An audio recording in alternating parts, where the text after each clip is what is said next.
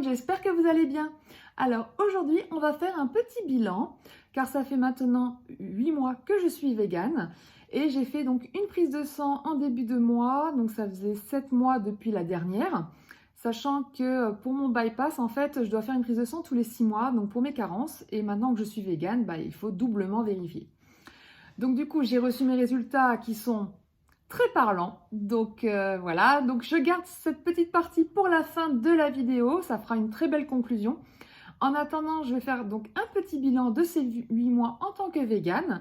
Donc cette vidéo fait suite à mon premier vlog, donc comment je suis devenue végane. Je vous avais dit que j'étais devenue 100% végane à partir de mai 2020, donc je vais vous expliquer ce qui s'est passé dans les mois qui ont suivi. Il y aura aussi peut-être quelques références par rapport à mes livres de recettes dont je vous renvoie à ma dernière vidéo qui a d'ailleurs très bien marché. Vraiment, j'ai halluciné. Je ne pensais pas que ça vous plairait autant. Il y a eu énormément de vues. Il y a eu pas mal d'abonnés supplémentaires. Donc d'ailleurs, bienvenue à tous les nouveaux abonnés. On a franchi le cap des 100 abonnés. Donc là, je suis vraiment très contente. Je ne pensais pas en avoir autant sur ma chaîne. Donc ça fait vraiment super plaisir. Donc j'espère que les vidéos continueront à vous plaire. On va donc passer au vif du sujet. Alors, comme vous le savez, donc ça fait 8 mois maintenant que je mange 100% vegan. Je n'ai fait aucun écart, que ce soit à la maison ou à l'extérieur. Vraiment, je suis fière d'avoir tenu. Ce n'est pas dur en soi, faut le savoir. Cette nouvelle alimentation me convient parfaitement, mais il y a quand même quelques difficultés sur le chemin, dont je vais vous en parler en citant les avantages et les inconvénients. Mais globalement, vraiment, je suis vraiment très contente de cette alimentation. Comme je l'avais dit déjà dans mon précédent vlog, j'avais des inconforts digestifs avec mon ancienne alimentation, mais aussi liés à mon bypass. Et depuis que je suis passée en alimentation végane, je n'ai plus du tout ce genre de problème. Donc c'est vrai que c'est vraiment plaisant au quotidien de pouvoir manger avec plaisir sans souffrir. Ça, c'est sûr. Bon, après, je peux pas dire que je souffrais vraiment beaucoup, hein, mais quand vous avez un inconfort après un repas qui dure 2 heures, oui, c'est quand même désagréable. Faut dire ce qui est. Donc, les mois qui ont suivi se sont très bien passés. Le fait d'avoir résumé tous mes livres de recettes, ça résume bien ce qui s'est passé dans ces derniers mois, en fait. C'est que j'ai acheté de nouveaux livres pour avoir de nouvelles recettes à tester. J'ai beaucoup testé, en fait. Donc, du coup, j'ai une alimentation hyper variée. Ça, c'est un plus. Et du coup, j'ai dû apprendre à cuisiner aussi, hein, ça, je m'y suis mis et c'est vrai que j'adore ça. Maintenant, j'adore ça, je vois plus ma vie sans ma cuisine. Donc, c'est cool. Je me suis aussi équipée en robot. Donc, au fur et à mesure, parce qu'en fonction des recettes, c'était plus ou moins facile de faire certaines recettes. Par exemple, les fameux nanes d'Alice Esmeralda. Alors, les nanes, franchement, je kiffe. Ces pains sont vraiment d'un moelleux, d'un goût. Enfin, ils sont trop bons. Ils sont trop bons. Et le problème, c'est que la pâte, pour la faire, ça colle au doigt. Je supporte pas ça. Ah, mais vraiment du tout. Moi, j'aime pas du tout. Et donc, du coup, j'ai acheté un robot pâtissier. Et quand j'ai vu les prix, j'ai un peu halluciné et j'ai pris un robot pas très cher qui fait autant mélangeur que fouetteur, batteur et aussi pétrisseur, mais qui, voilà, c'est clair que le résultat ne donne pas comme un vrai robot cuisinier. Quand on voit les vidéos, il n'y a pas photo, mais franchement, il fait le job, il fait l'essentiel, c'est-à-dire qu'il mélange bien la pâte et les éléments, et moi ça me va. Après, il faut finir à la main, mais en général... En fonction des recettes, j'ai même pas besoin de finir à la main. Non, franchement, c'est pour ce que j'en fais, en tout cas pour les recettes que je fais avec, ça me va tout à fait. J'ai pas besoin de plus. Ensuite, évidemment, j'ai acheté un Magimix. Comme je suivais Alice Esmeralda au quotidien et qu'elle avait le blender Magimix, donc forcément, j'étais tentée d'acheter le même. Avec ce blender, je peux vraiment quasiment tout faire. Donc tout ce qui est smoothie, les soupes, les glaces, les beurres d'oléagineux, donc du coup je fais mon beurre de cacahuète, mon beurre d'amande et mon beurre de cajou moi-même. Donc c'est plus ou moins compliqué en fonction de la noix que vous utilisez, mais le plus rapide c'est le beurre de cacahuète, hein. En 5 minutes chrono, il est fait, c'est miraculeux et ça vous coûte beaucoup moins cher que dans le commerce. Mais vraiment ce blender est super, vraiment je vous le conseille, il est vraiment super. Après Magimix c'est de la bonne marque, hein, ça faut se le dire. C'est pas forcément pour toutes les bourses, mais en tout cas, si vous voulez un bon blender qui ne plante pas et qui peut vous permettre de faire des recettes vraiment très diversifiées, voilà, c'est le blender qu'il vous faut. Sinon, qu'est-ce que j'ai acheté après? Ensuite, j'ai acheté donc le Magimix Mini Plus parce qu'en fait, mon robot à lame S avait rendu l'âme et c'est vrai que pour certaines préparations, donc j'avais utilisé mon blender, mais il hache tellement vite, tellement rapidement. Enfin, il fait un boulot de monstre, hein. C'est une bête de concours, hein, ce robot. Donc forcément, à la fin, c'était de la pâtée. Genre pour mes steaks végétaux, normalement, il faut un peu de consistance. Et là, c'était du pâté, donc c'était pas bon du tout. Pour faire les steaks, la texture n'était pas ouf. Donc, c'était pas le robot adapté. Et comme j'ai vu qu'ils sortaient leur version mini, qui n'était pas justement comme le gros robot qui fait vraiment tout, parce qu'il pareil, il n'est pas donné non plus celui-là. Il fait très bien le job, hein, je fais donc quand je dois faire des pâtes pour les sneakers par exemple, donc j'utilise ce robot. Quand je dois faire donc mes steaks végétaux, quand je dois faire ma mayonnaise, parce que ça émulsionne super bien. Voilà, pour râper, mandoline, il y a les options voilà, standard de tout robot multifonction quasiment. Donc ouais, donc c'est super, franchement c'est super. Je le regrette pas du tout, ce petit robot, il est très bien. Et celui-là, je l'avais vu donc sur la chaîne de Mur et Noisette. C'est comme ça que j'avais vu qu'il existait la version mini. Et du coup, j'ai dit, bon, je vais me prendre ça. Ensuite, j'ai pris quoi? Mon Cookéo a rendu l'âme. Oui, c'est l'année où tout a rendu l'âme. 2020 a été une année de merde au niveau des achats parce que j'ai dû... Il y a mon lave-vaisselle qui a rendu l'âme, mon frigo, mon lave-linge, la totale. J'ai acheté donc le multicuiseur toujours de chez Moulinex parce que je voulais pas racheter forcément un Cookéo. Parce que ça prend quand même beaucoup de place, c'est lourd, même si c'est super comme appareil, hein, c'est sûr. Mais quand j'ai vu le multicuiseur avec 25 programmes et des programmes pour tout, hein, pour le riz, le risotto, le porridge, les omelettes, le wok, le sauté, le mijoté, la vapeur, enfin j'ai trouvé ça super, il y avait vraiment beaucoup d'options et il était beaucoup moins cher que le Cookéo.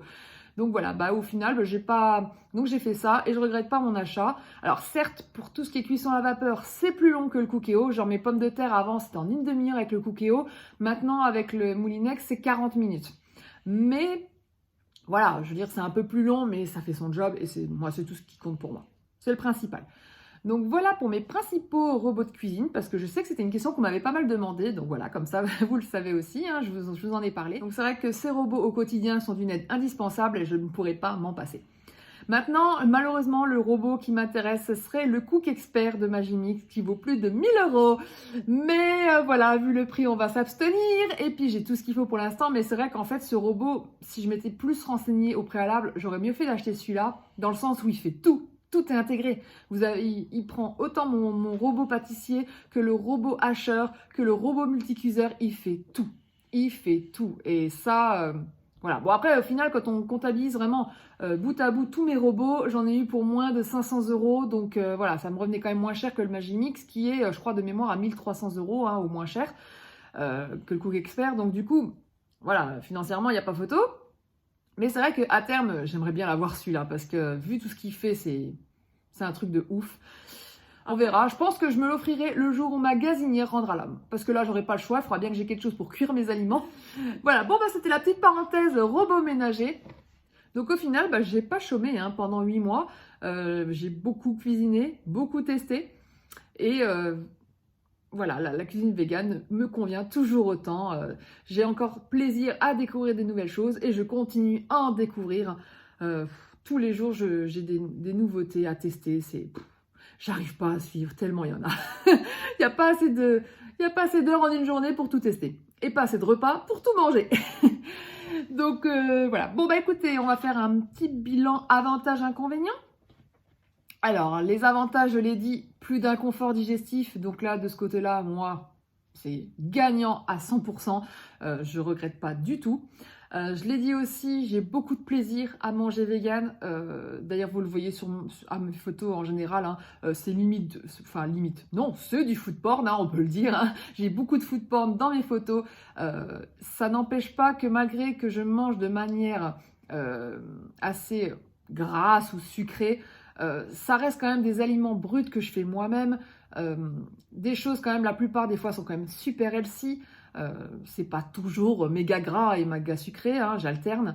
Mais c'est bien de se faire plaisir au quotidien et de pas oublier que la cuisine végane, c'est pas que des trucs allégés en calories ou allégés en goût. C'est vraiment une cuisine très riche et très diversifiée que vraiment j'ai vraiment plaisir à la faire. Mais du coup, je mange vraiment très équilibré puisque je mange de tout.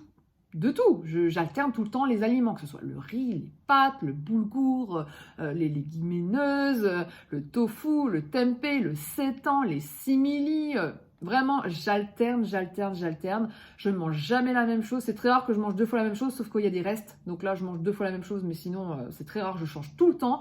Et donc, c'est peut-être lourd au quotidien au niveau cuisine, mais au niveau de mon palais et de mon plaisir personnel, il n'y a pas photo. C'est vraiment...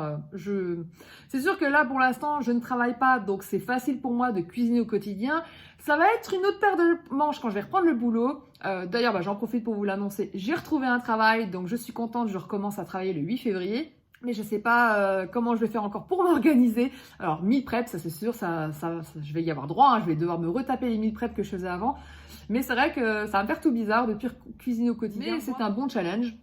Dans tous les cas, je vais continuer à cuisiner, ça ne va pas changer.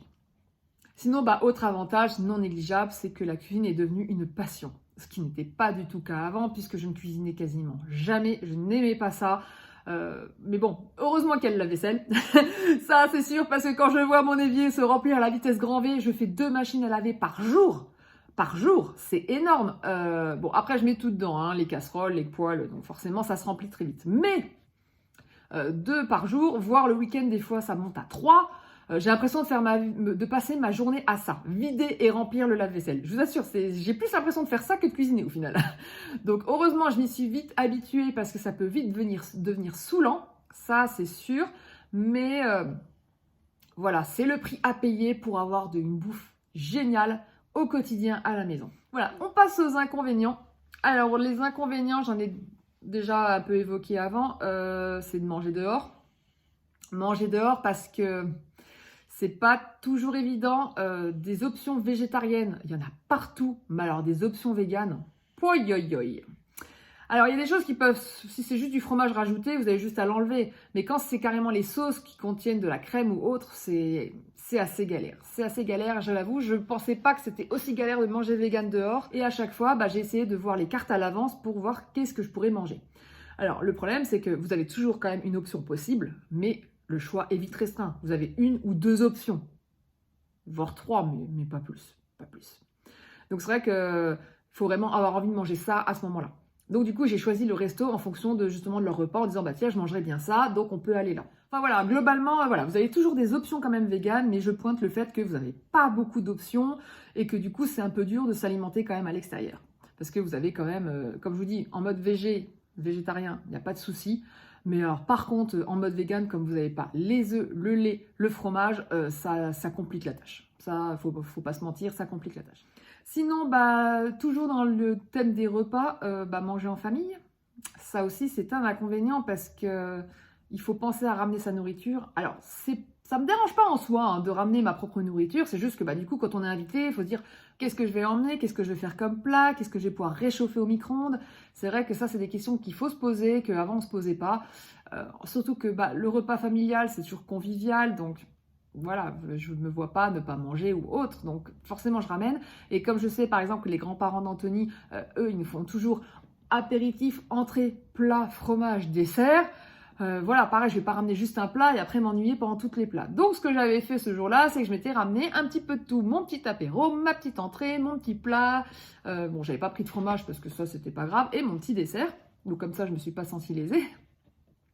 Mais c'est vrai que si j'avais pas ramené ma nourriture, par exemple ce jour-là, les seuls trucs que j'aurais pu manger, c'est les cacahuètes en apéro et des pommes de terre nature. Donc voilà, j'ai pas envie de me sentir, voilà, je suis obligée de manger que ça parce que voilà. Donc après c'est un choix d'être végane, donc je veux pas changer mes habitudes pour les autres, mais du coup, voilà, c'est vrai que c'est quand même un souci. Donc voilà, donc je préfère ramener. que les gens se vexent pas, que je ramène ma propre bouffe, mais je préfère ramener quelque chose et que je mange, et puis que ce soit convivial de manger tous ensemble du début à la fin, plutôt que de regarder ce que je peux manger et rien manger, me sentir pas bien parce que j'ai faim et que je peux pas manger, et en plus attendre là pendant que vous voyez les autres se goinfrer. Sinon, dernier inconvénient, et pas des moindres, c'est que le cliché que manger vegan coûte cher, c'est vrai et c'est pas vrai. Ça dépend de vous, ça dépend de vos goûts. Si vous mangez uniquement des produits bruts, légumineuses, tofu, du riz, des pâtes, voilà, des trucs classiques, on va dire, ça va pas vous coûter si cher que ça. Même le tofu, c'est pas si cher que ça, franchement, non. Mais si vous voulez manger un peu plus comme avant, on va dire, avec des simili, là par contre le budget il en fait. Les simili, j'en mangerai pas tous les jours, mais j'aime bien en manger quand même régulièrement, genre les émincés de blé. Franchement, je les kiffe, j'adore ça. Ça fait un bon simili poulet, que ce soit pour les faritas ou juste poulet avec des pâtes et tout ça, avec une belle sauce à la crème ou autre. C'est trop bon, vraiment trop bon. Et du coup, c'est environ entre 3,50 € et 4 € la barquette, sachant que la barquette, c'est pour 2 personnes. Donc voilà, donc ça revient vite cher quand même. Mais bon, j'en achète, les émincés, je les achète une fois par semaine en général. Quoique là, ça fait plus d'une semaine que j'en ai pas mangé et ouais, il va falloir que j'en rachète. Mais ouais, en général, j'en achète une fois par semaine. Tout ce qui est simili, comme les Beyond Meat, je les prends en surgelé, donc en gros conditionnement, mais j'en mange pas toutes les semaines. Donc c'est vrai que ça peut être un budget si vous consommez beaucoup de simili. C'est comme le fromage Biolife, ça a quand même un coût, c'est 3,50 € le bloc.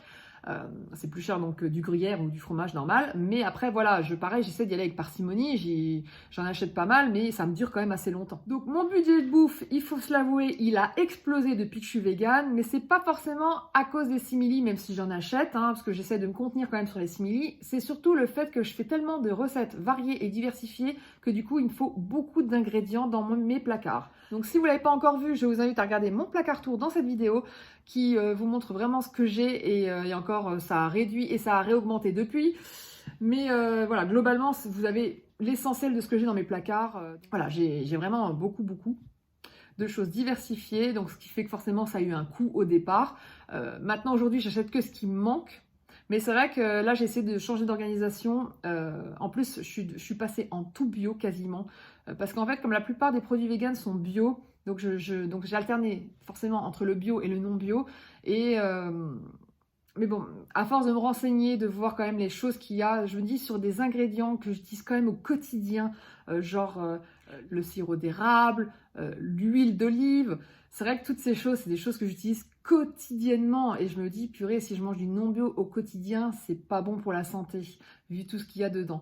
Donc du coup, j'ai quand même, voilà, j'ai transvasé, donc mon huile d'olive maintenant, elle est bio, mon sirop d'érable, il est bio, les yaourts, la plupart sont bio, sauf les Alpro, c'est le seul truc qui est dommage, c'est que les Alpro ne sont pas bio, mais franchement, ils sont tellement bons que voilà, je peux pas en passer. Mais bon, après, si ça reste que là-dessus et que tout le reste est bio, c'est pas non plus gravissime en soi, donc bon.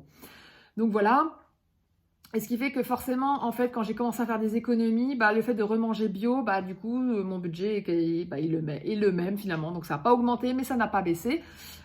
C'est aussi grâce à Casidomi, parce que grâce à eux, tout ce qui est non frais me coûte quand même beaucoup moins cher qu'en magasin bio. Donc ça, là-dessus, voilà. J'alterne avec bien sûr des choses bio, genre chez Auchan, l'huile d'olive, elle est moins chère chez Auchan que sur Casidomi. Donc voilà, il y a des choses voilà, que j'essaye de prendre un peu voilà, dans les supermarchés ou sur Casidomi ou en magasin bio. Ça dépend voilà, des produits que je trouve et que j'utilise au quotidien.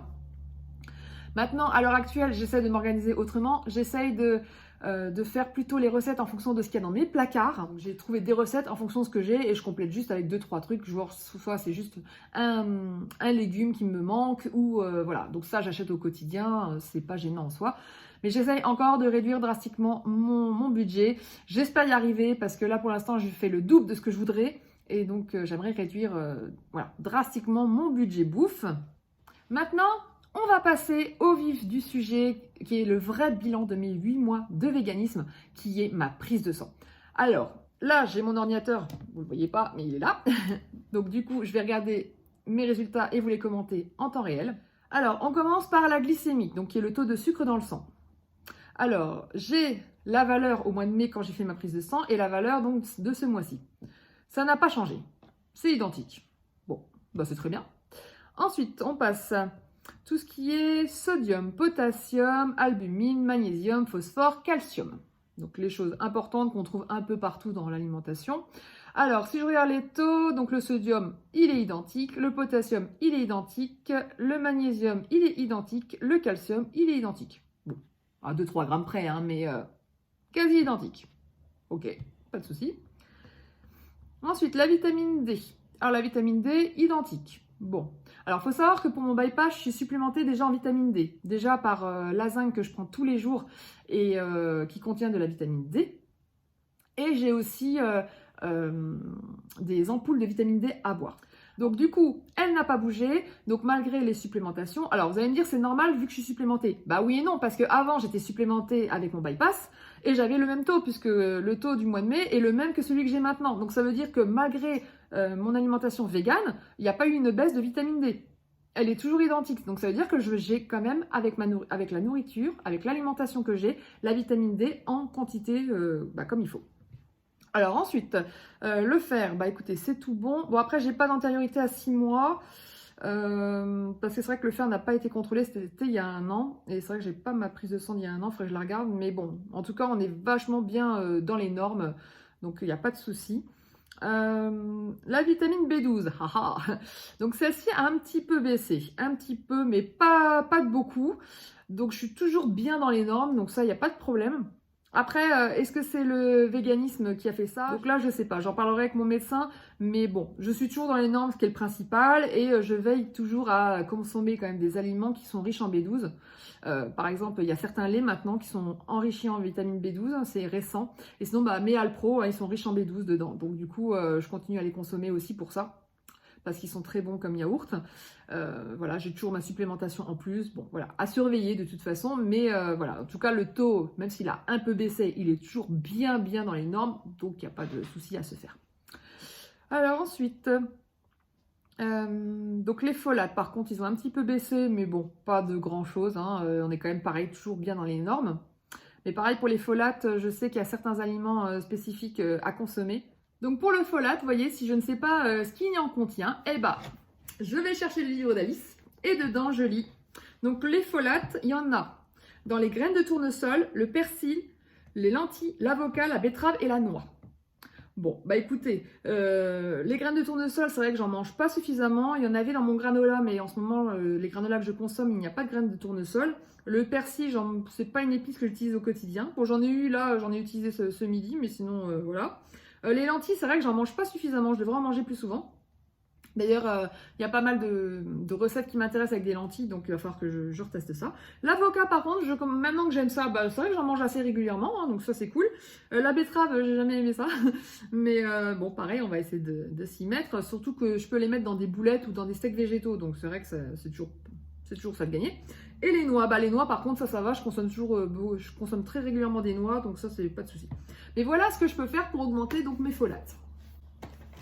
Donc, mais comme je vous ai dit, ça a baissé un peu, mais c'est pas catastrophique.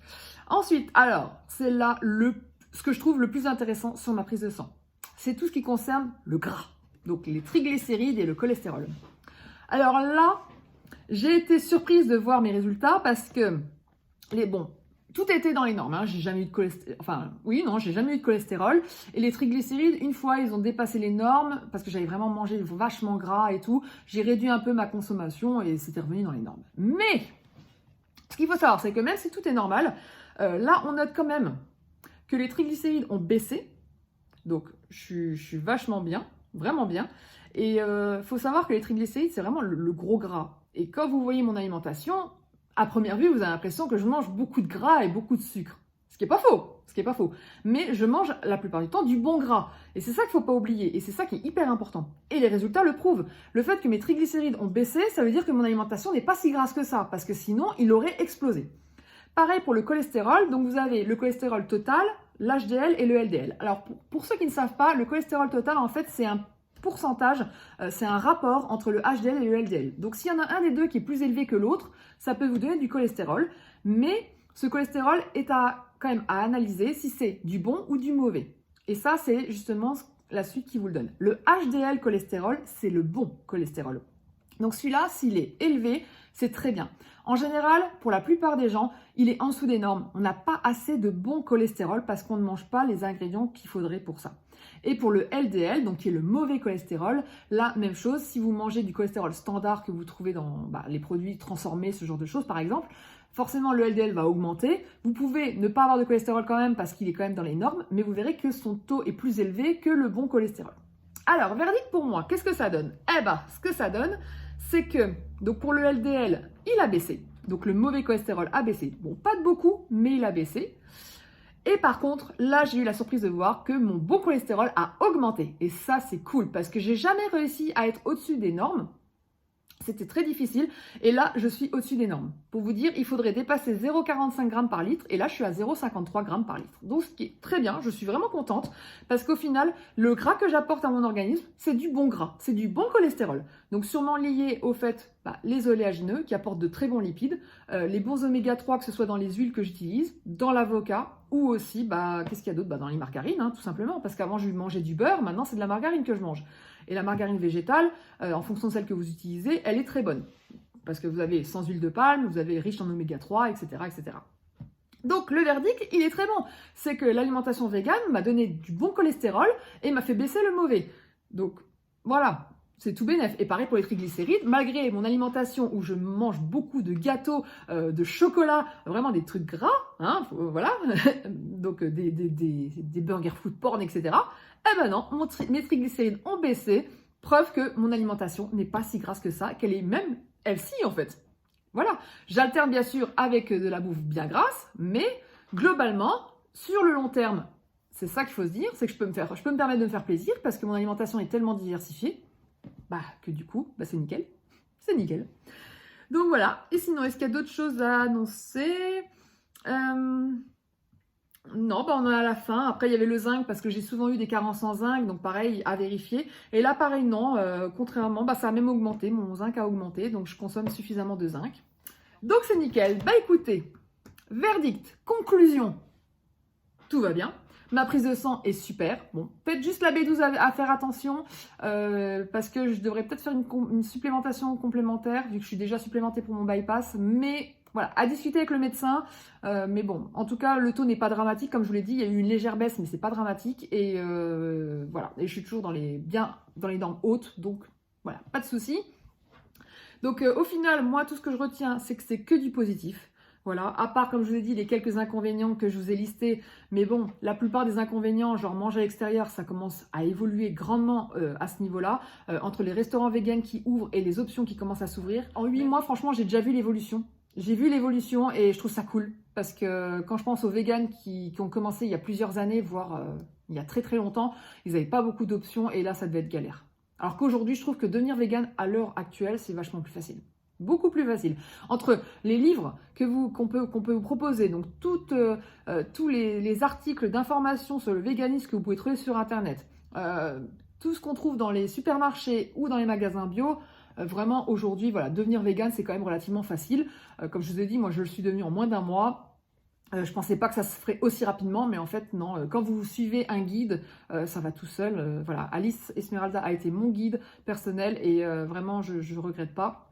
Et aujourd'hui, je suis guidée par tous les autres, que ce soit la cuisine de Jean-Philippe, Lloyd Lang, la petite Okara. Vous le savez, je vous l'ai dit dans la vidéo sur les livres, j'adore ces youtubeurs, youtubeuses.